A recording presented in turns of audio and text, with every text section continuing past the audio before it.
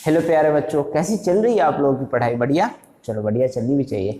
आज का जो हमारा वीडियो लेक्चर है ना, इसमें हम पढ़ेंगे force acting between two long parallel current carrying wire, या फिर force acting between two infinite parallel current carrying wire. बात एक ही है, फिजिक्स में बहुत जो लॉन्ग होता है उसको हम क्या बोलते हैं? इनफाइनाइट बोलते हैं, ठीक है। या इनफाइनाइट जो जब शब्द का यूज करते हैं इसका मतलब होता है बहुत ज्यादा दूर, इनफाइनाइट डिस्टेंस मतलब बहुत ज़्यादा दूर, या फिर इनफाइनाइट लेंथ मतलब बहुत ज़्यादा लंबा। ओके, और उसके बाद हम करंट का जो यूनिट होता है 1 एम्पियर उसको डिफाइन करेंगे, ठीक है।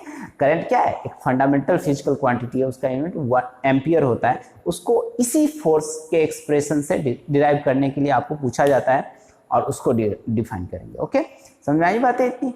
अच्छा, उसके बाद इस पर आए हुए जो न्यूमेरिकल्स है, जो क्वेश्चंस है, उसको सॉल्व करें, ठीक है। तो चलिए प्रारंभ करते हैं। अब देखिए यहां पर A B and C D 2 wire है, ठीक है। कितने वायर? 2 वायर, और दोनों के बीच के डिस्टेंस कितने हैं? आर। ओके, अब दोनों के बीच का जो डिस्टेंस है आर, उसमें करंट कितना कितना फ्लो हो रहा है? I1 and I2। ओके, अब इसमें हमें यह निकालना है कि इस वायर के वजह से इस पर कितना फोर्स लगेगा, एंड जो सेकेंड वाला वायर है उसके वजह से फर्स्ट वाले वायर पर कितना फोर्स लगेगा। इसका हमको एक्सप्रेशन फाइंड आउट करना है। ओके, तो इसको एक्सप्रेशन निकालने के लिए आपने इसके प्रीवियस लेक्चर में ये पढ़ा है कि force acting on a current carrying wire placed in uniform magnetic field कितना होता है? IL cross B, BIL sine theta. नहीं, IL क्रॉस बी का मतलब, या बिल साइन थीटा जो हमने शॉर्ट में आपको बताया था, मैग्नेटिक फील्ड का होना जरूरी है। तो इसके वजह से इस पर मैग्नेटिक फील्ड कितना लगेगा, ठीक है। उसके बाद फोर्स कितना एग्जर्ट होगा, ठीक है। इसका जो मैग्नेटिक फील्ड है ना, इसमें फोर्स एग्जर्ट करने के लिए रिस्पॉन्सिबल है, ठीक है।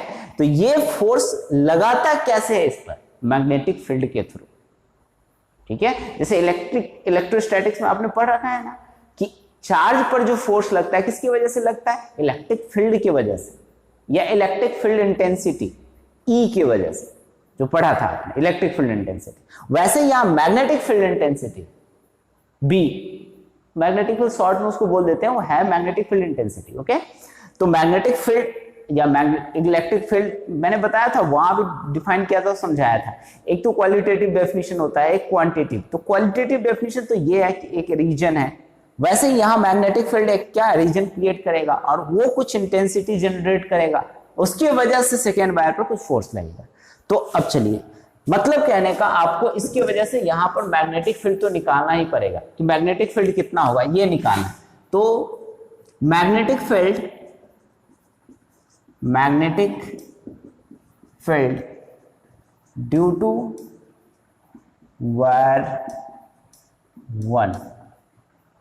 1 वायर की वजह से ये मैग्नेटिक फील्ड कितना होगा? तो V1 equal to mu naught I1 upon 2πr, ठीक है। यहां पर इस वाले रीजन में इसका मैग्नेटिक फील्ड कितना होगा? ओके, तो ये जो है ना, इसको जब लिखेंगे यहां पर कितना होगा, देखो ये मैग्नेटिक फील्ड जो होगा ये क्रॉस।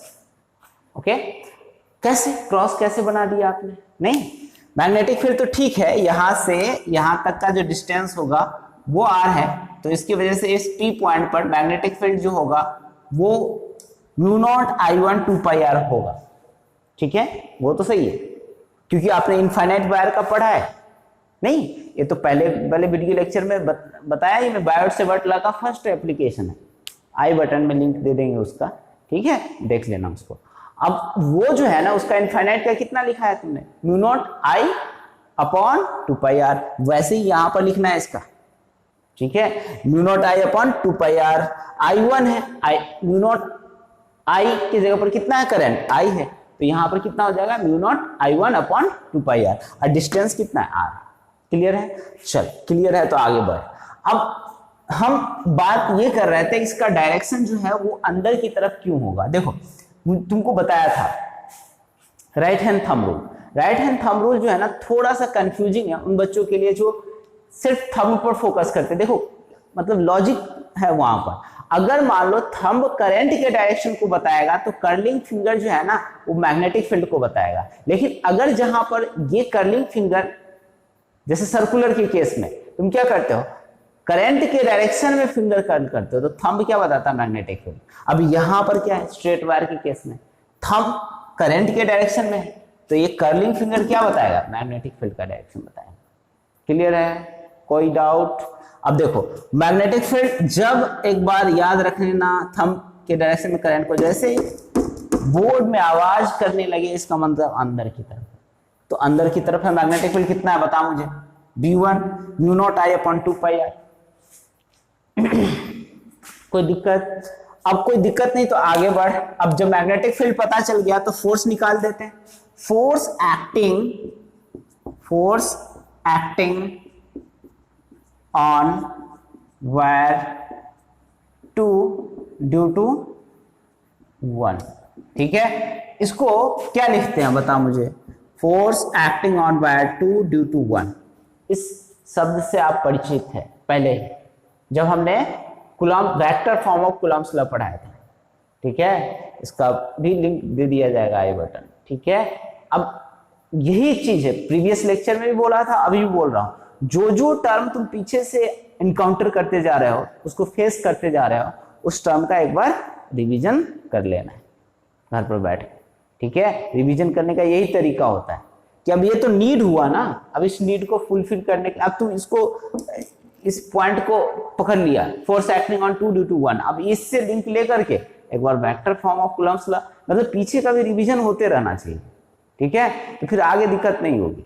चलो आगे बढ़ते हैं। अब देखो force acting on 2 due to 1, बता मुझे क्या बताया था, IL क्रॉस B, यही है ना, प्रीवियस लेक्चर में ही बताया, तो IL क्रॉस B।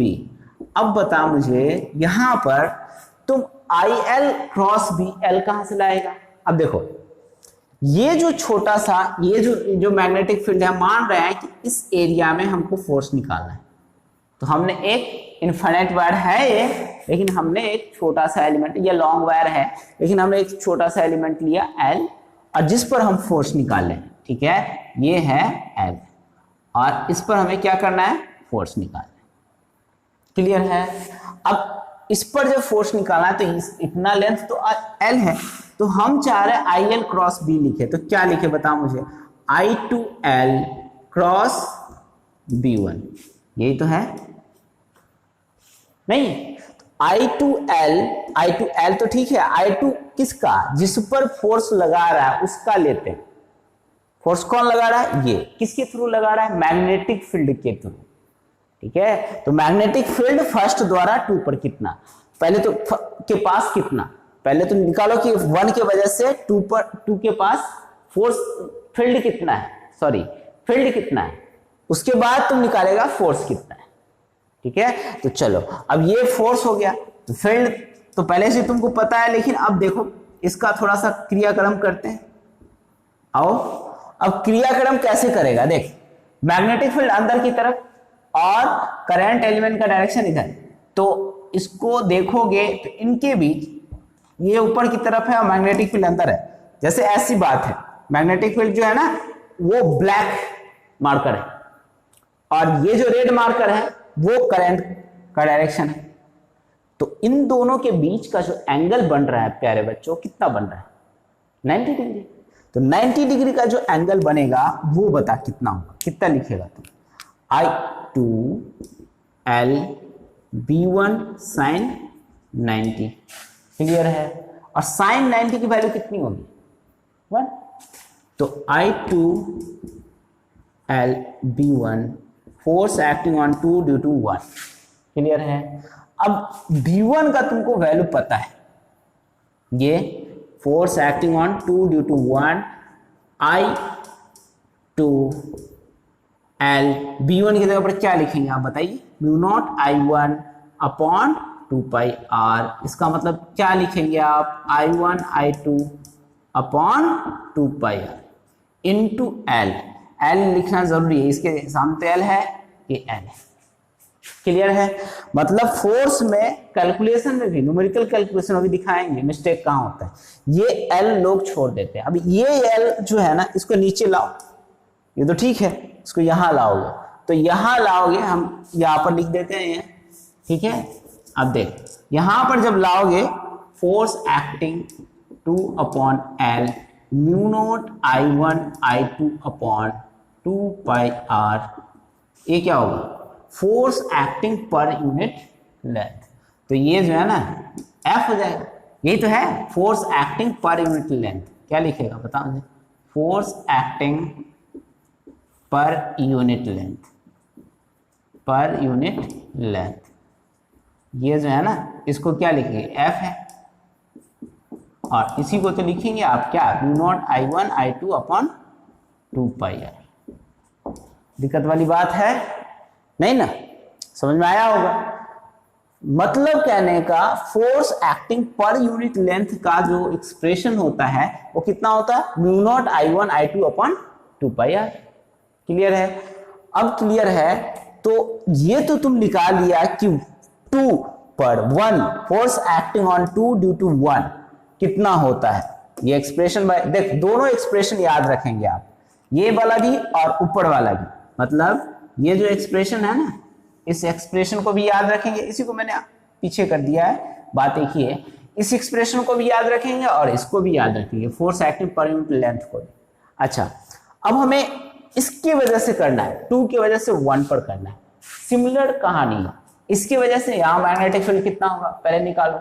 अच्छा, इसमें मैग्नेटिक फील्ड का डायरेक्शन कितना होगा, देखो मैग्नेटिक फील्ड तो तू जानता है कितना होगा, mu naught I2 upon 2πr, और मैग्नेटिक फील्ड का जो डायरेक्शन होगा कितना होगा, ऊपर की तरफ। इसमें आवाज थोड़ी ना कर रहा है, ये ऊपर की तरफ, थंब करंट के डायरेक्शन में थंब को करते हैं, और एक कर्लिंग फिंगर का जो डायरेक्शन देता है वो किसका डायरेक्शन देता है, मैग्नेटिक फील्ड का। तो ये इसकी जगह पर क्या लिखेगा, तो डॉट, डॉट साइन क्या बताता है, बाहर की तरफ मैग्नेटिक फील्ड। ठीक है प्यारे बच्चों, अब इसको आगे बढ़ो, इसको रफ करो और फिर आते हैं इसमें एक्सप्रेशन देखते हैं और फिर एक रिलेशन एस्टेब्लिश करेंगे, जैसे हमने कूलॉम्स लॉ में किया था उसी तरह का यहाँ भी रिलेशन आएगा। ठीक है, force here magnetic force is the central force, निकालेंगे इक्वल एंड अपोजिट करेंगे, अभी बताते हैं, इसको रफ करते हैं तब देखो।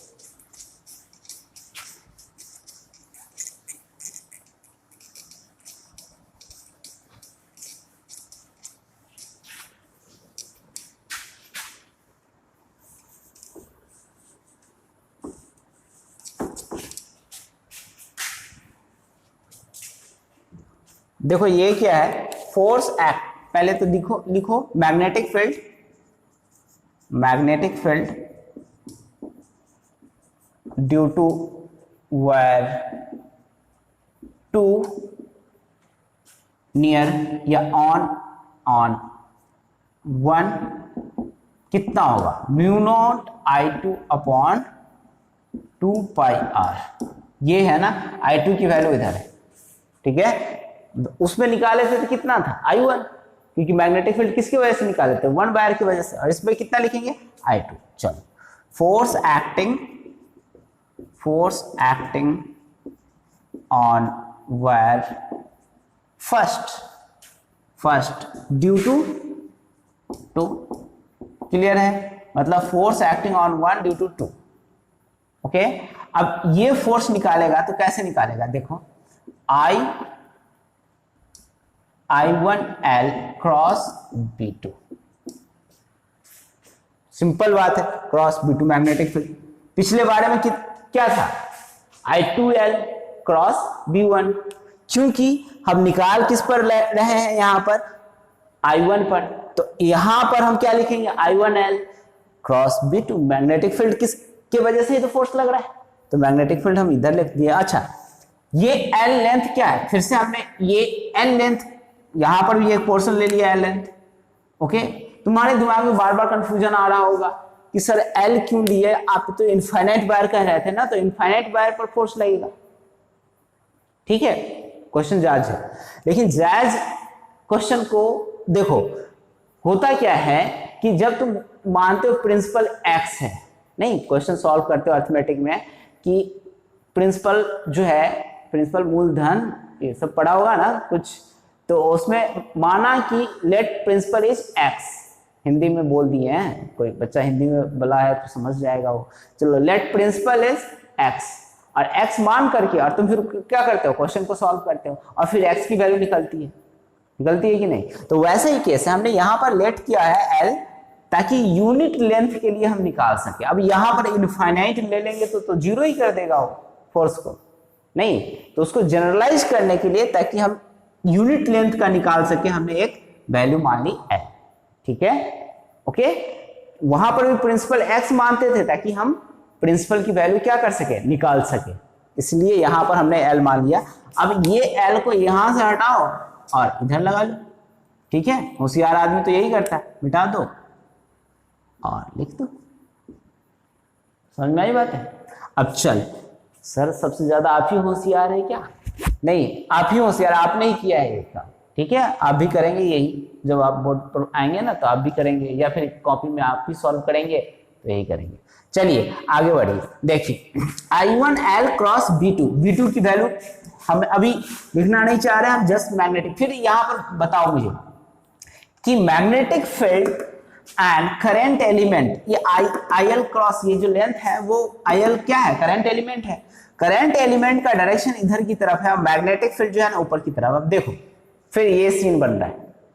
ठीक है, तो ये परपेंडिकुलर ही तो एंगल बनेगा, तो परपेंडिकुलर एंगल को क्या लिखेंगे आप, I1L B2 sin 90, और ये I1L B2 sin 90 की वैल्यू कितनी होती है 1, और B2 की वैल्यू कितनी होती है I1L B2 कितना होगा बताओ मुझे, B2 मैग्नेटिक फील्ड है तो वो कितना होगा mu naught I2 upon 2 pi R, और mu naught I1 I2 upon 2 pi R into L। तो ये हो गया force acting on 2 due to 1।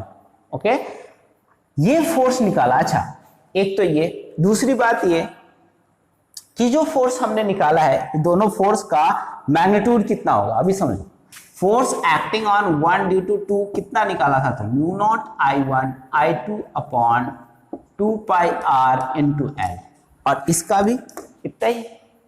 नहीं, दोनों का फोर्स तो सेम है लेकिन डायरेक्शन क्या होगा। अब हम क्या करेंगे, डायरेक्शन चेक करेंगे, क्योंकि फोर्स एक वेक्टर क्वांटिटी है तो इसका डायरेक्शन पता होना जरूरी है। अब चलो डायरेक्शन पढ़ाते हैं। देखो डायरेक्शन क्या होगा, ये जो है ना IL क्या था इस डायरेक्शन में, और IL क्रॉस B तुम ये करता था, तो ये L लेंथ है, IL क्रॉस B करोगे ये इस तरह से मैग्नेटिक फील्ड अंदर की तरफ, तो फोर्स किधर लगेगा, इस डायरेक्शन में। कितना लगेगा बताओ मुझे, force acting on 2 due to 1 होगा कि नहीं होगा। ठीक है, और अगर मान लो तुम यहां पर इस पर चेक करो तो इस पर करंट का डायरेक्शन इधर की तरफ, और IL क्रॉस भी, तुमको राइट हैंड थंब रूल से मैंने ये सिखाया है फोर्स का डायरेक्शन निकालना। अगर तुमको उसमें दिक्कत होती है, फ्लेमिंग्स लेफ्ट हैंड रूल लगाना चाहते हो, यू कैन पुट इट। देखो फ्लेमिंग्स लेफ्ट हैंड रूल क्या है, मैग्नेटिक फील्ड इधर की तरफ है एंड करंट का डायरेक्शन इस डायरेक्शन में है, तो फोर्स किधर लगेगा, इस डायरेक्शन में। तो ये जो है ना force acting on 1 due to 2, ये डायरेक्शन होगा। दोनों ही चीजों से निकाल सकते हो। हमें ये हर जगह हमें ये वैलिड लगता है। जैसे हम मैग्नेटिक फील्ड निकालना है तो हम इसी से निकालेंगे। एक चीज जानो सब, लेकिन तुमको पढ़वाया है 4 रूल तो वो कंफ्यूज कर देता है बुक वाला। अच्छा चलो कोई नहीं, तो तुम याद रखो, मेरे स्टूडेंट हो तो करंट के IL क्रॉस B, क्रॉस जहां भी लगा हो ना IL क्रॉस, अब IL क्रॉस R कहां में, बैट से वर्ट लव में, वहां भी तुम यही लगा सकते हो, जहां भी क्रॉस लगा हो राइट हैंड थंब रूल लगा। ठीक है, चलो अब हमें ये फोर्स का डायरेक्शन निकल गया। ये फोर्स किधर की तरफ है, टुवर्ड्स व्हाट, ये force acting on 2 due to 1, 2 due to 1, force acting on 1 due to 2 है। अच्छा यहां पर एक गलती हुई है बेटा, ये सही करो, force acting on 1 due to 2 है। ठीक है, तो ये force acting on 1 due to 2 जो है ना वो किधर की तरफ है, इस तरफ, किधर, right side, towards second wire, नहीं टुवर्ड्स सेकेंड वायर, दूसरी वायर की तरफ है। एंड ये force acting on 1 due to 2 जो है वो किधर है, सॉरी हाँ ये तो यही है, हमने ये जो लिखा है ना 2 वाला, तो ये जो फोर्स है, force acting on 2 due to 1 जो है वो किधर की तरफ है, टुवर्ड्स टुवर्ड्स कितना, किधर, लेफ्ट, और लेफ्ट क्या है, towards 1, wire towards wire 1, first wire की तरफ। क्लियर है बात? अब ये क्लियर है तो इसका मतलब हो गया ये दोनों जो है ना फोर्स जो है इक्वल एंड अपोजिट रहेंगे। Force acting on 1 due to 2 minus force acting on 2 due to 1। और ये जो पैरेलल करंट कैरिंग वायर है इसकी वजह से फोर्स कैसा लगेगा, अट्रैक्टिव। नहीं, ये माइनस साइन क्या बताता है कि इक्वल एंड अपोजिट है, तो यहां फोर्स कैसा लगेगा, force will act attractive in case of parallel current carrying wire. Force is attractive. Force यहां कौन सी बात हो रही, किसकी फोर्स की बात हो रही, मैग्नेटिक। ठीक है, force is attracting in case of parallel current carrying wire. Parallel current carrying wire, current carrying wire के बीच कैसा फोर्स लग रहा है प्यारे बच्चों, वायर। ओके, तो ये अट्रैक्टिव, क्लियर है। अच्छा, अब ये क्लियर है तो आगे बढ़ो। और ये जो केस था ये पैरेलल का था, हम क्या करना चाहते हैं, एंटी पैरेलल का केस लेना चाहते हैं। कौन सा केस, एंटी पैरेलल, मतलब एक करंट ऊपर की तरफ एक करंट नीचे की तरफ। एक्सप्रेशन यही आएगा, फॉर योर काइंड इंफॉर्मेशन, तो एक्सप्रेशन तो यही आएगा, लेकिन हम देखते हैं कि इसका डायरेक्शन किधर होगा फोर्स का। ठीक है, फोर्स का डायरेक्शन में भी चेंज, तो वो चेक करते हैं। ठीक है, देखो ये क्या कर लो, एंटी पैरेलल।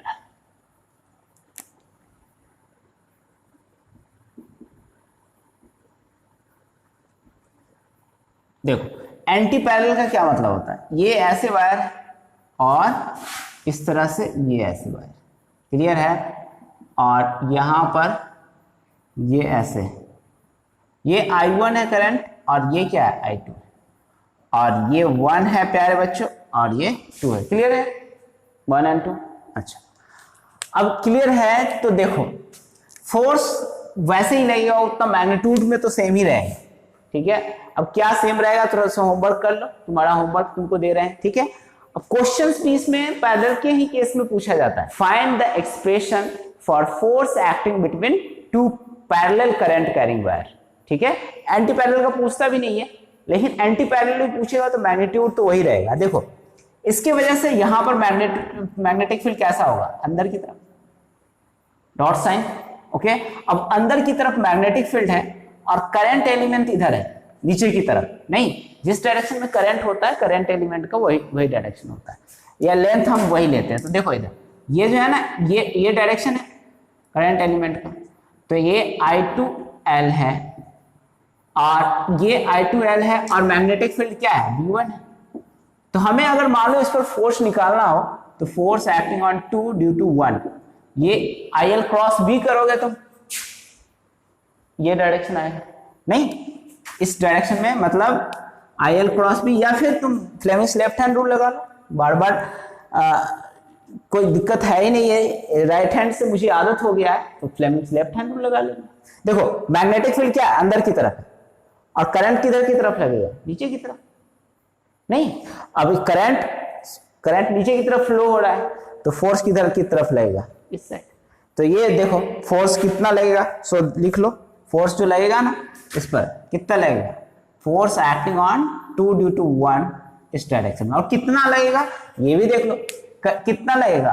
जब मैग्नेटिक फील्ड सेम, अगर तुम एक्सप्रेशन निकालने मत लग जाना, तुम बस देख लो कि मैं ये बताना चाह रहा हूं कि सेम ही लगेगा, तो सेम लगेगा तो कितना लगेगा, I2L क्रॉस B1, बस बात तो यही होगी ना, मैग्नेटिक फील्ड परपेंडिकुलर ही है, तो फोर्स जो एक्ट करेगा ना वो कितना करेगा, I2L B1 sin 90, और sin 90 कितनी होती है 1, तो I2L B1, और ये I2L B1 के तौर पर कितना लिखता है, I2L B1 mu naught I1 upon 2πr, बस बात एक ही सेम ही है, पहले जैसा है कि नहीं। अच्छा, फोर्स का डायरेक्शन इसकी वजह से तो इधर लग रहा है राइट साइड, इसकी वजह से किधर लगेगा, इस पर्टिकुलर वायर की वजह से। तो देखो इसका मैग्नेटिक फील्ड, देखो मैग्नेटिक फील्ड कैसे लगेगा, ऊपर की तरफ, करंट का डायरेक्शन जो है ना इसमें भी अंदर की तरफ है, ठीक है, नहीं इस डायरेक्शन में, थंब के डायरेक्शन में क्या करते हैं, करंट को लेते हैं, तो ये फिंगर जो है ना वो देता है magnetic field,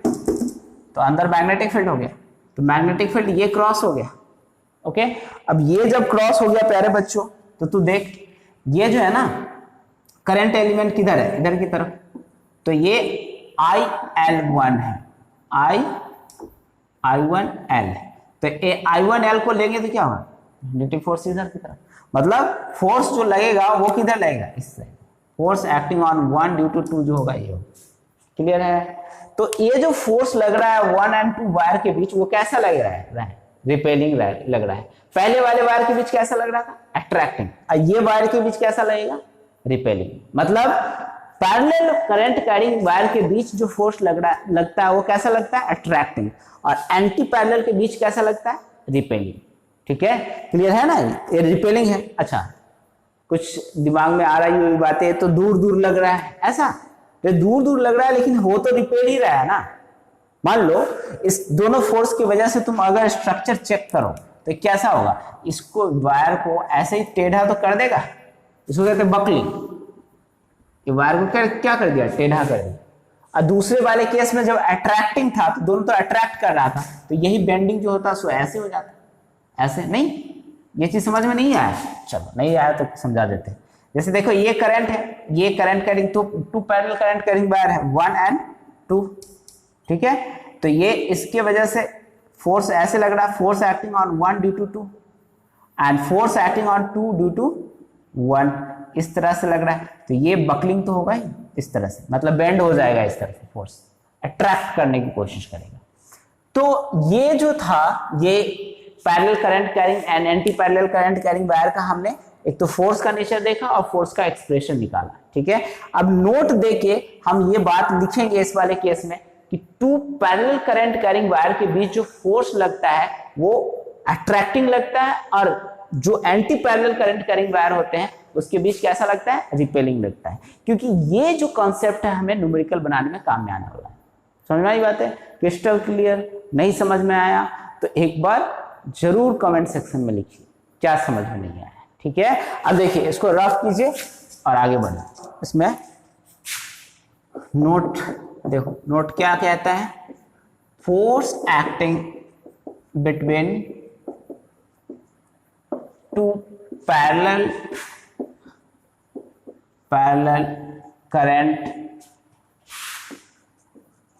current carrying wire is attractive while 2 anti-parallel current carrying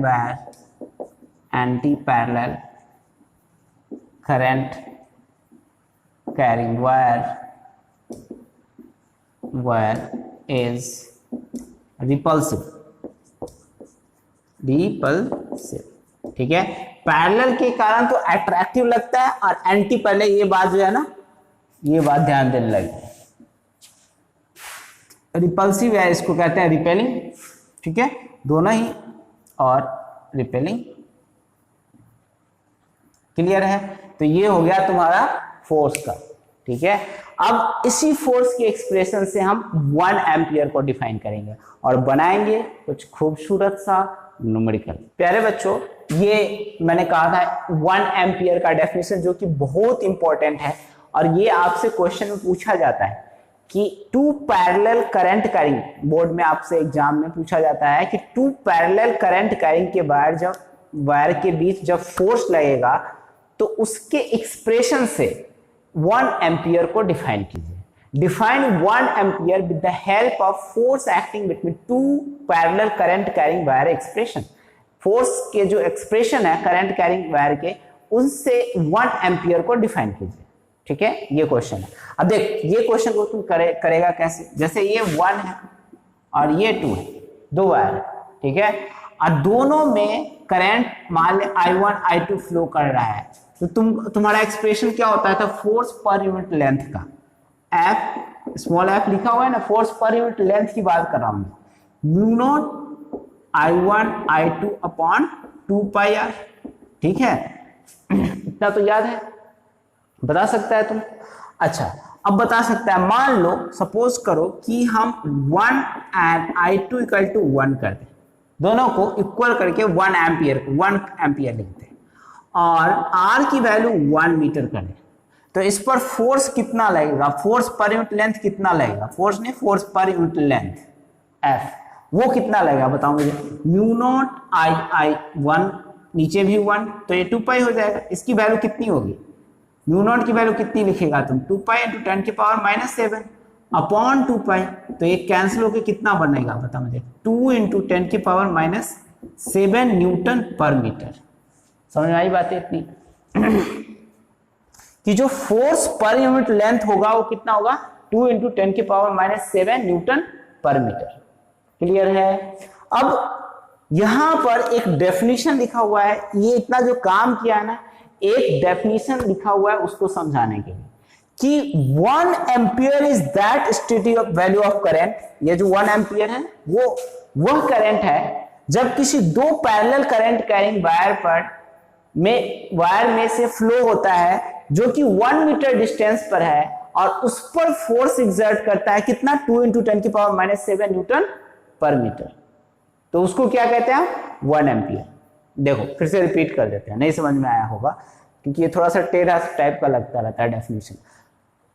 1 ampere वह करंट है जो कि दो पैरेलल करंट कैरिंग वायर से फ्लो होता है और उस करंट कैरिंग वायर के बीच में फोर्स जो है, फोर्स पर यूनिट लेंथ जो है वो 2 इंटू 10 की पावर -7 मीटर लगाता है, फोर्स पर यूनिट लेंथ।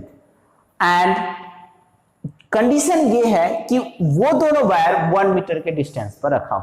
ठीक है, 1 ampere is that steady value of current which when flow through the two parallel current carrying wire placed at 1 metre distance exert a force of 2 into 10 की power -7 newton per metre, okay, on each other, एक दूसरे पर इतना metre का मतलब इतना Newton का 2 into 10 की पावर -7 न्यूटन का फोर्स एक दूसरे पर लगाता है पर यूनिट लेंथ पर। ओके, तो उसको क्या कहते हैं बेटा, 1 एम्पियर कहते हैं। तो 1 एम्पियर का डेफिनेशन समझ में आया। फोर्स कितना लगाया, force per unit length 2 into 10 की पावर -7, 1 कितना होना चाहिए, I1 और R की वैल्यू कितनी होनी चाहिए, 1 मीटर डिस्टेंस होना चाहिए, वैक्यूम में रखा होना चाहिए। ये सब चीज होती है आइडियल कंडीशन, वैक्यूम में ही रखा होता है।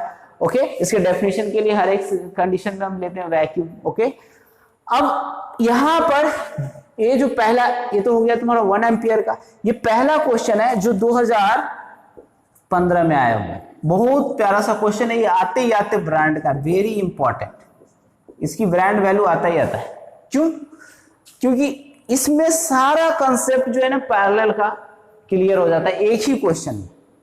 ठीक है, अब पूछ क्या रहा है, देखो, find the net force acting on the square current carrying loop due to conductor. देख ये है कंडक्टर और इसका लेंथ जो है ना वो इनफाइनाइट है, ये ज्यादा लेंथ का है। ठीक है, और इस करंट कैरिंग लूप पर हम, लूप से हमको क्या निकाल, लूप पर नेट फोर्स हमको निकालना है। ठीक है, इस करंट कैरिंग जो लूप है ना स्क्वायर लूप, इसी पर क्या निकालना है, इस कंडक्टर के कारण नेट फोर्स निकालना। समझ में आया कि नहीं समझ में आया। अब इसके कारण नेट फोर्स निकालना है तो तुम देखो कि इस कंडक्टर में आर्म कितने सिचुएशन में फोर्स लगेगा। तो ए बी जितने, मतलब ये स्क्वायर है तो ये इस पर 4 तरह की आर्म्स है और 4 डिफरेंट तरह के फोर्स लगेंगे। ठीक है, अब ये जो 4 डिफरेंट तरह के फोर्स लगेंगे इसको तो पहले जस्टिफाई करो फोर्स को, उसके बाद क्या करो, एक्सप्रेशन निकालो। चलो इस पर जस्टिफाई करते हैं, ए बी पर। अब ए बी के इस कंडक्टर के कारण जो मैग्नेटिक फील्ड का डायरेक्शन होगा यहां पर, वो कैसा होगा, अंदर की तरफ। अब तुमको अब ये अंदर बाहर तो छोड़ ही दे, अंदर बाहर वाला लफड़ा ही खत्म। ठीक है, करना क्या है, लफड़ा क्या लगाना है, देखना है कि दोनों में पैरेलल है तो अट्रैक्टिंग फोर्स लगेगा और एंटी पैरेलल है तो रिपेलिंग फोर्स लगेगा। मतलब कहने का कि इस पर जो फोर्स लगेगा वो किधर लगेगा, मान लो F1 फोर्स है, इसके द्वारा फोर्स लग रहा है इस पर। ठीक है, तो force acting on A B जो होगा, ए बी लिख दिया, चलो F1 की जगह पर थोड़ा सा हमको वायर याद रहेगा।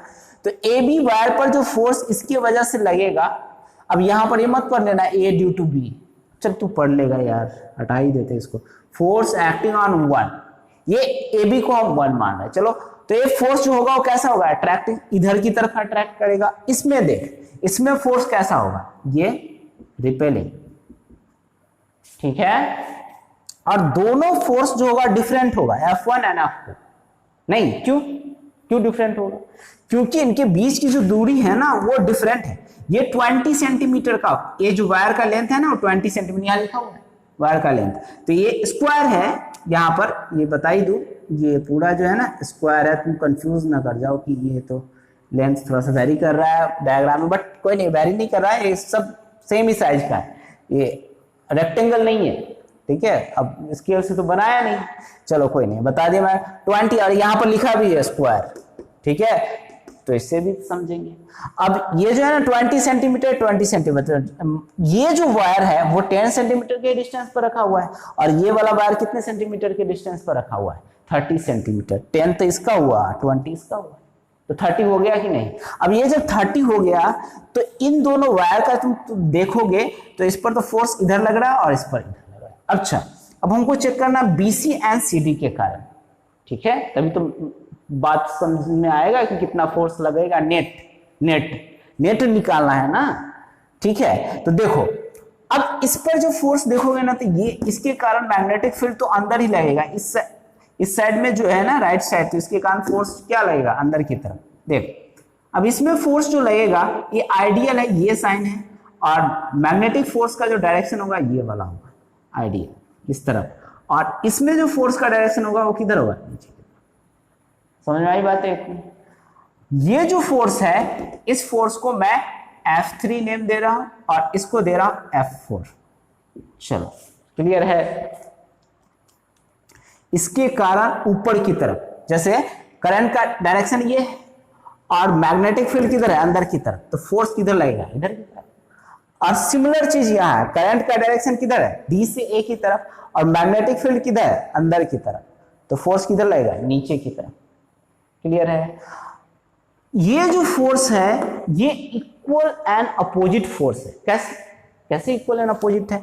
मान ले यहां से यहां तक का डिस्टेंस x है, मान ले, ठीक है, चलो कोई नहीं, मान ही ले x है, हमने बीच में तो लिया नहीं, हम सोच रहे थे कि बीच में लेके 20 कर दे, 10 और 10 20, तो ये भी 20 डिस्टेंस है, बस चलो कोई नहीं, वेरिएबल है, सबके लिए समझ में आ जाएगा।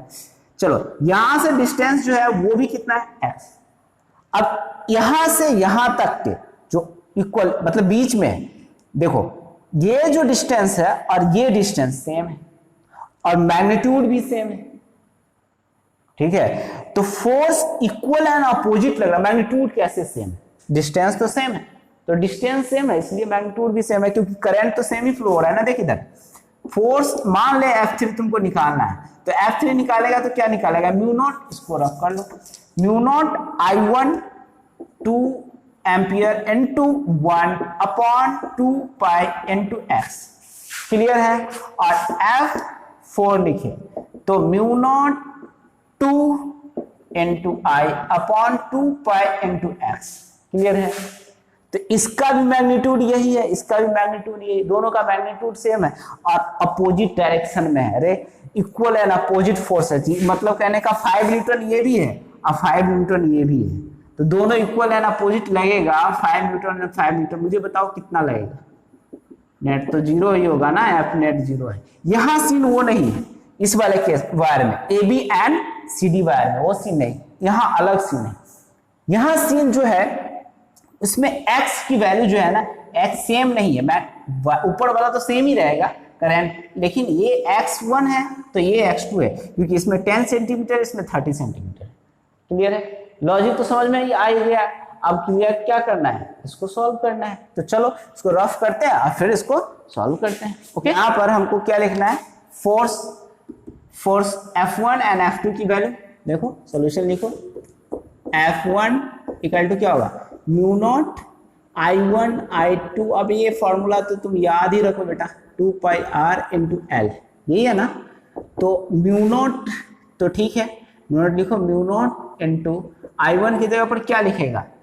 मैं इसका करंट लिख रहा हूं या इसका लिख लो, कोई दिक्कत नहीं, फर्क कोई पड़ता नहीं। 2 अपॉन 2 पाई R, R की जगह पर कितना लिखेगा? यहां से यहां तक का डिस्टेंस कितना है? 10 centimetre, 10 minus 2 into L length कितना लिखेगा बता मुझे? 20 सेंटीमीटर लेंथ है इसका। कितना सेंटीमीटर है प्यारे बच्चों? 10, इतना हो गया।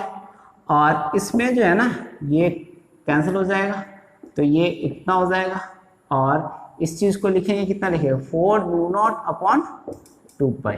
इतना क्लियर है? और इतना क्लियर है तो अब नीचे आगे बढ़ा वैल्यू लिखना है हमको। तो mu not I 1 into 2 upon 2 pi into 30 10 की पावर -2 इंटू इसका जो लेंथ है, इसका लेंथ कितना है 20 सेंटीमीटर -2।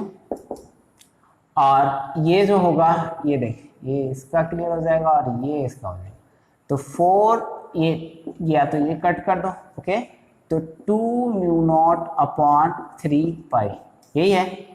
अब ये जो है ना 3 पाई, इतना क्लियर हो गया ना। 2 कट कर दिया, 2 म्यू नॉट लिख दिया, या इसको कट कर दो, इसको लिख दो 2 म्यू नॉट अपॉन पाई, इतना है।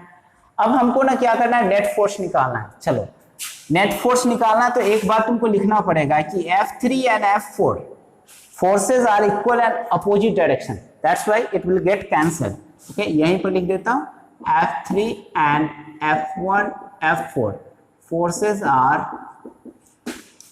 are equal and opposite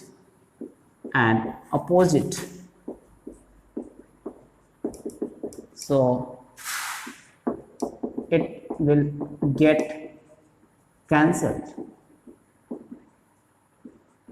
ये कैंसिल हो जाएगा। इक्वल एंड अपोजिट है ना रे, अभी बताया 5 मीटर न्यूटन लेकर के।